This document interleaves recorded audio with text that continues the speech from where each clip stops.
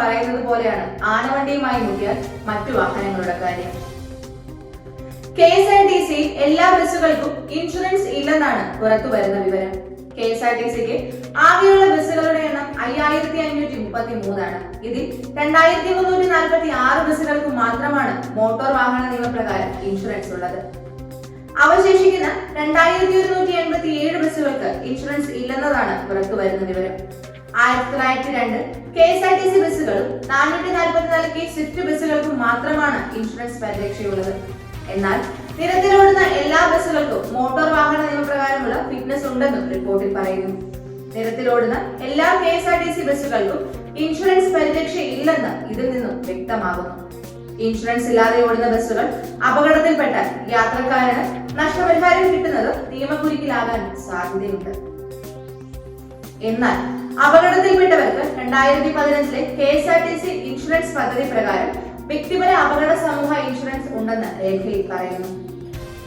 Motor accident claim ട്രിബ്യൂണലിന്റെ നഷ്ടപരിഹാരവും അപകടത്തിൽപ്പെടുന്നവർക്ക് ലഭ്യമാക്കുന്നുണ്ടെന്നും വിവരാവകാശ മറുപടിയിൽ പറയുന്നു.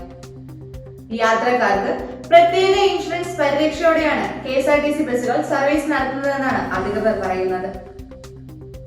KSRTC ബസ്സിൽ കയറുന്ന ഓരോ യാത്രക്കാരനെയും അതിൽ നിന്ന് ഇറങ്ങുന്നത് വരെ സുരക്ഷിതമാക്കുന്നതിനാണ് സാമൂഹിക സുരക്ഷാ ഇൻഷുറൻസ് ഏർപ്പെടുത്തിയിരിക്കുന്നത്. 2 തരത്തിലുള്ള ഇൻഷുറൻസ് പോളിസികളാണ് യാത്രക്കാർക്കായി KSRTC ഏർപ്പെടുത്തിയിരിക്കുന്നത്. ടിക്കറ്റ് റിസർവ് ചെയ്യുന്നവർ, യാത്രക്കിടെ നേരിട്ട് ടിക്കറ്റ് എടുക്കുന്നവർ എന്നിങ്ങനെ 2 വിഭാഗങ്ങളിലായാണ് സുരക്ഷ ലഭിക്കുന്നത്. ടിക്കറ്റ് ബുക്ക് ചെയ്യുന്ന ആൾക്ക് യാത്രക്കിടെ അപകടം സംഭവിച്ച ചികിത്സാ ചെലവായി പരമാവധി 3 ലക്ഷവും മരണം സംഭവിച്ചാൽ ആശ്രിതർക്ക് 10 ലക്ഷവുമാണ് ലഭിക്കുക. നേരിട്ട് ടിക്കറ്റ് എടുക്കുന്നവർക്ക് അപകടം സംഭവിച്ചാൽ 2 ലക്ഷം രൂപ ചികിത്സാ ചെലവും മരണം സംഭവിച്ചാൽ ആശ്രിതർക്ക് 5 ലക്ഷം രൂപയും ലഭിക്കുമെന്നാണ് അധികൃതർ പറയുന്നത്. യാത്രക്കാരൻ ബസ്സിൽ കയറിയാൽ സ്വന്തം സ്റ്റോപ്പിൽ ഇറങ്ങുന്നത് വരെയാണ് ഇൻഷുറൻസ് പരിരക്ഷ ലഭിക്കുക. അപകടം സംഭവിച്ചാൽ ഏറ്റവും അടുത്തുള്ള KSRTC ഓഫീസുമായാണ് ബന്ധപ്പെടേണ്ടത്. യാത്ര ചെയ്ത ടിക്കറ്റ്, തിരിച്ചറിയൽ രേഖ, ആശുപത്രി ചികിത്സാ രേഖകൾ, ബില്ലുകൾ എന്നിവ സഹിതം ഇൻഷുറൻസ് ക്ലെയിമിനായി KSRTC ഓഫീസുകളിൽ അപേക്ഷിക്കാം.